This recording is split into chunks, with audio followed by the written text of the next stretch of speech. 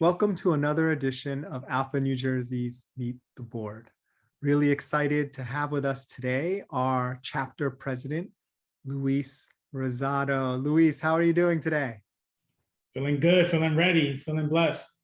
So those of you who may not know Luis wouldn't know that he is actually responsible from a recruitment perspective for a lot of the members that I've met on the board. He's one of these stealth, awesome recruiters, just his enthusiasm, his passion, and then he kind of pulls you in. And several years later, I'm like, oh, still working on the Alpha board and loving every moment of it. So definitely appreciative of all the encouragement and support Luis has given. So let's get to know you a little bit better, Luis. I've known you in various capacities over, different roles over different years. What would you say is the value that you bring to positions and roles you're in, no matter which organization or what particular title it happens to be? Yeah, number one, I bring authenticity, right? And so that allows me to draw upon my strengths and my experiences and then to deliver that. So sometimes I get in trouble because I'm not as filtered or scripted, but it definitely always comes from a good place. And it's very powerful when you can try and bring authenticity, try to bring reality and vulnerability into a situation. So that's the main thing I try to bring. And I try to work more now on like humbleness. Sometimes I do have like, an ego, and I confront that as I grow as a leader and try and develop a humbleness and a sense of empathy for the people that we work with and who we work for. What I find interesting when you mentioned the humility, and I find you to be a humble guy. Like I don't find you to be too, too full of yourself, so to speak. But I'm curious to get your perspective. There's like that balance, right, between being humble and also having that kind of maybe ambition's not the right word, but that drive to accomplish things, right? Whether it's for the organization, society, and for your career as well. How have you sort of navigated, or how has your thoughts around that balance evolved over the years? Because I think for a lot of people, it's a little tricky. They feel like they have to be one or the other. Yeah, well, what I've seen is that if you go too far in one direction, you'll get automatic course correction. So sometimes if I get too braggadocio or too prideful or too egotistical, something will quickly humble me, and then I'll be operating from a space of humbleness. But then as I stay humble for a while, I start to realize that I'm actually greater than what I'm giving myself credit for. And then I kind of sway back to the other side. So as I'm always kind of like teetotaling between ultimate confidence and just like ultimate humility, depending on, what the situations are. But again, I always try to make sure I operate with empathy to make sure that I'm in tune with what people are going through and try to give them support to reach their potential. Yeah. One thing I've noticed, among you and I have had the chance through our roles to speak to a lot of executives and leaders. And one thing I've noticed is this kind of attitude that they really believe that they could do what they ended up doing, right? Like they had that belief. They weren't there yet. No one, maybe not no one, but not a lot of people expected them to do it, but they certainly had that belief that eventually they would get there, and now they're there. Oh yeah, totally. And I guess I'm like one of those people, that just constantly keep climbing and trying. I keep falling, I keep learning, but I keep on trying. And that's the main thing, is that, you keep getting up, you keep trying, you keep doing events, you keep putting yourself out there, and something eventually is going to work out. And even when it doesn't work out, you learn, you grow, and that's what experience is, right? So, I've been on this board now for, I don't know, 5-6 years, right? So I've seen a lot of good stuff. I've also seen a lot of failures. And so what we're trying to do this year is bring the best of what we've learned over these years to make it the best year ever for this board. Yeah, I mean, the energy on the board, I can tell from the last few meetings I've attended, is very high. So I'm certainly excited to see what comes. So let me ask another question about you. For folks who don't know you as well, or maybe are going to get to know you this year, what do you wish more people knew about you? Yeah, it's interesting because typically in the workplace, I come across, or I try to aim to come across, pretty polished, right? And so people are typically surprised when they find that, I come from a very humble background, growing up in the project, single mother household in New York City. So, I struggled a lot. So a lot of people are sometimes surprised by that, by the way I handle myself or the way I appear.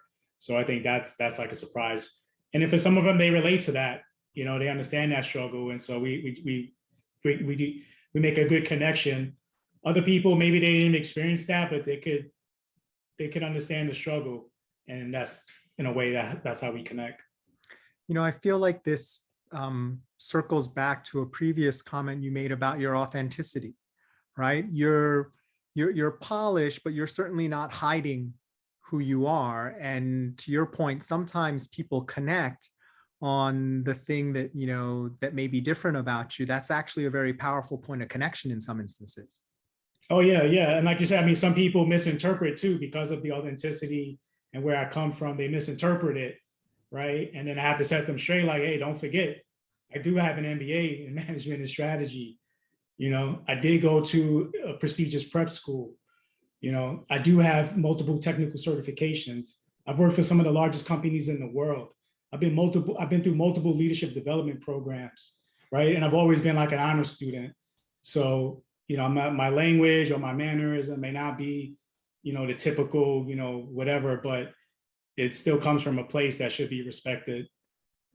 Yeah, and I feel like you're a living example of what we're going through now, which is companies realizing the power of diversity, and then they want more of it. But what does that actually mean, right? Like, do I only get to be as diverse as you're comfortable with me being? Because that's not really diversity, if that makes sense. Yeah, I think you nailed it right on the head, and I think companies are starting to realize that they have to start to embrace people no matter how they look, dress, speak, mannerism. You can't judge people by that. There's a lot of amazing talent out there. And, if companies want to benefit from that, they're going to have to start to embrace that and let people come as they are. And I think more and more companies are starting to realize that.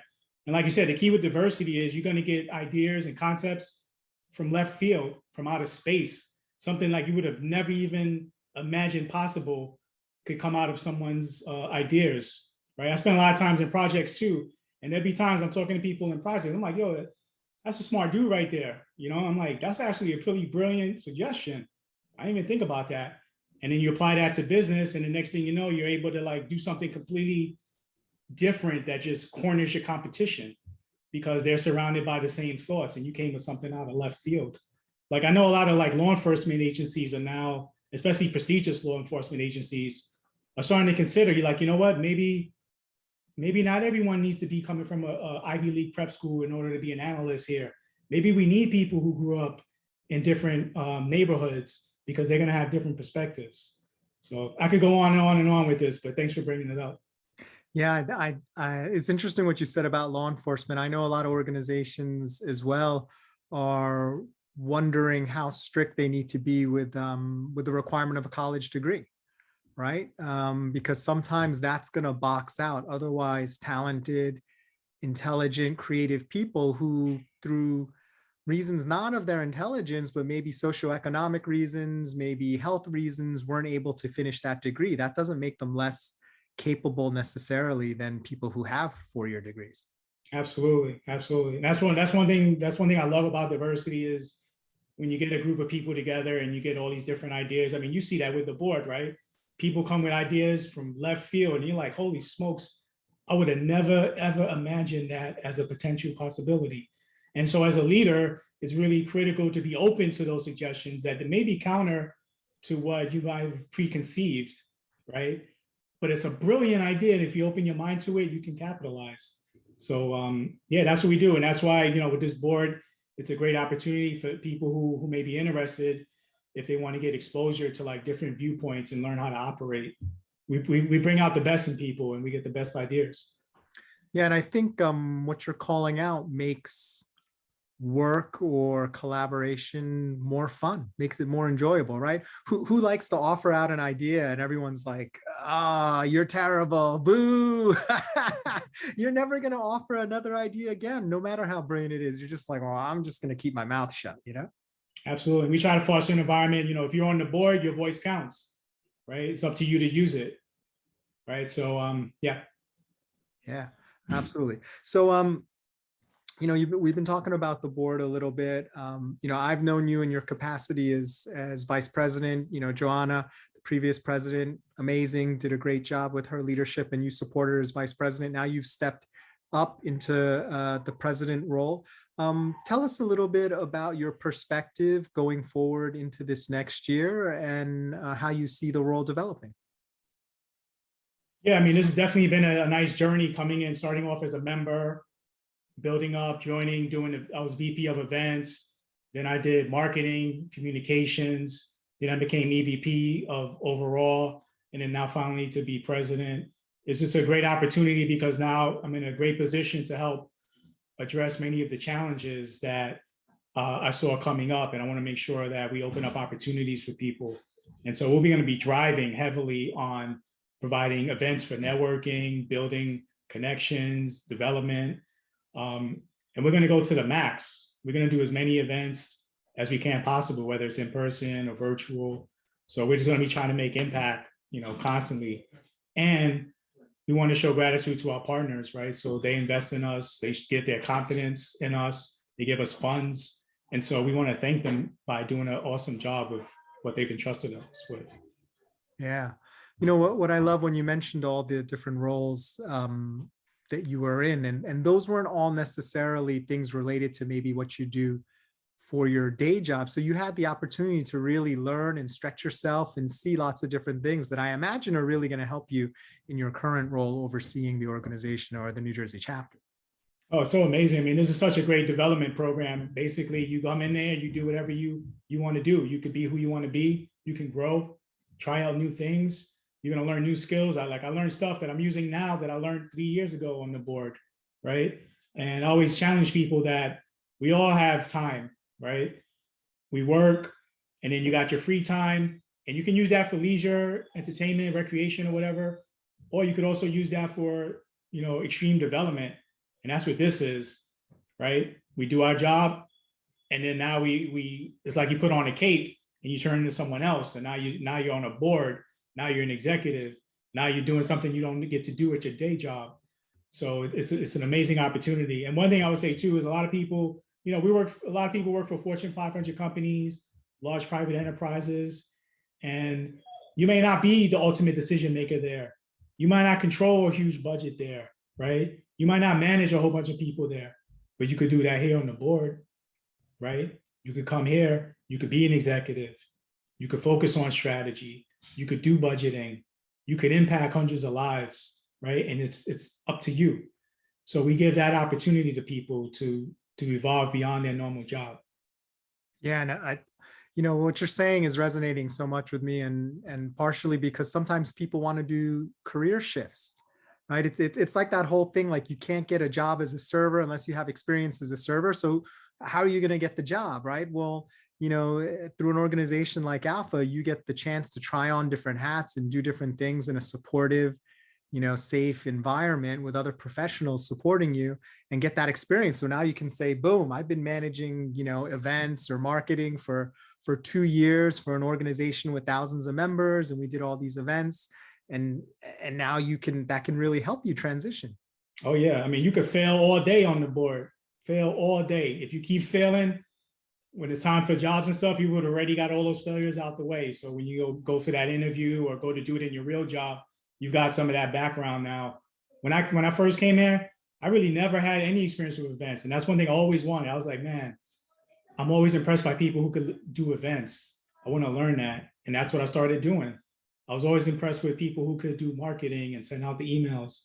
And that's what I did. So I developed those skills and started adding it on. Right. So, yeah, this is a great playground for you to test out different things. So I'm questioning whether the idea you just gave to me, since I'm doing marketing this year, is genius or a disaster. You could fail all day with ALPFA New Jersey. Yes, exactly. All right. Excellent. Well, if I could get personal for just a moment, what is something that not a lot of people do know about you, but that you're willing to share with us today? A lot of people that they don't know about me. I would say I guess is what I had said earlier, which is like where I came from, growing up in the projects and living that kind of life, and always striving to make something better. And so I would say it's probably the humble beginnings that I come from. That's something that a lot of people don't know until they get to know me. Then they find out. So that's always at the core of my identity. Those experiences. Yeah, it's interesting, right? Because in a way, it can be a real great connector, but depending on how open-minded people are, it can actually work the opposite way as well. So it's kind of that balancing act and getting to know people, and when do you share what you share? It's not like anything else, it requires judgment, right? It requires professional judgment. You don't walk into a situation and just say whatever you want because you feel like saying it. You have to understand the situation and the context. Yeah, absolutely. Yeah. Absolutely. Great, great. Well, I'm curious to hear about what you're excited about that's coming up. I know we have a bunch of different things on the go. Maybe you could share a little bit about things that are top of mind for you that maybe others who are listening might be interested to hear about. Yeah, we're definitely excited about a couple of leadership summits we got coming up. Leadership is something dear and near to my heart, especially as I got the privilege to be in a number of leadership programs. It opened up my eyes as to what we need to be sharing with the rest of our members, right? A couple of principles here and there could change a lot for each person. So we're going to focus a lot on leadership lessons and skills and secrets, things that you don't really get to hear or find out unless you're in the room. So we're going to be kind of like exposing all of those gems. So we got some leadership stuff for professionals, for students. We're going to have some experiential type of programs with some of our partners. We might be in their store, right? Or in the office. We have to see how things open up. If not, we'll be outdoors. So we want to have some premium things, right? Premium venues, premium experiences, premium food, premium signage, so the place looks nice. We want our members to be inspired and to dream about a better life. So that's something we're going to be focusing on. Yeah, I love where you're going with that too. Just sort of being able to visualize and really kind of have that feeling of exceptionalism and just thriving, right? For lack of a better word, just thriving in 2022, despite all the crap that's been going on for the last couple of years with COVID and all the challenges. Just still being able to find a way to be resilient and thrive is so important. And I think our membership is some of the most resilient in the world. Oh, absolutely. I mean, and we're going to be, when I talk with some of like the younger members, a lot of times they're looking for mentors, role models, people that they could talk to that relate to them. And that's something we're going to be providing, right, with our coaching and mentoring program. Highly successful. We're going to be expanding that out. We have to bridge that. We have to bridge that wisdom, that leadership, that insights, right? We can't just keep it to ourselves and make money by us saying, I'm just going to do it for me. No, we have to like share that out and multiply it out so that we can take from one person is going to move to 100 people, then 1,000 people, 20,000 people, right? And we're making like multi-generational impact. Quick example, we did an event for a partner and we had some students show up and one board member showed up and she didn't have to show up, right? The students, they didn't have to show up. We didn't have to do the event, but we did it. We could have canceled. We did it. And now she's got an opportunity to speak at this college for an event in the spring. Would have never happened if we didn't put ourselves out there and make this event occur, right? So that's just an example of like impacts that we make. Who knows what's going to happen after that event when they're speaking? You never know, right? Yeah, it's the power of showing up and just, engaging and connecting with people and just seeing where that takes you. It's so powerful.